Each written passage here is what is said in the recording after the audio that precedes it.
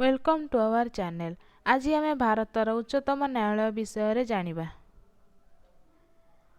आम देशर उच्चतम न्यायालय बा सुप्रीम कोर्ट 1950 मसीहा जनवरी 28 तारिख में स्थापना करा जायछि। यहाँ पूर्वरु एही न्यायालयर नाम थिला संघीय न्यायालय बा फेडरल कोर्ट।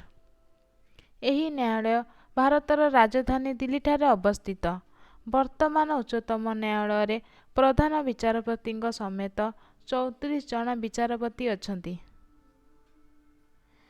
वर्तमानर मुख्य विचारपति एन.वी. रमण 24 एप्रिल 2021 रे भारतर राष्ट्रपति रामनाथ कोविंद द्वारा नियुक्ति होइछंती।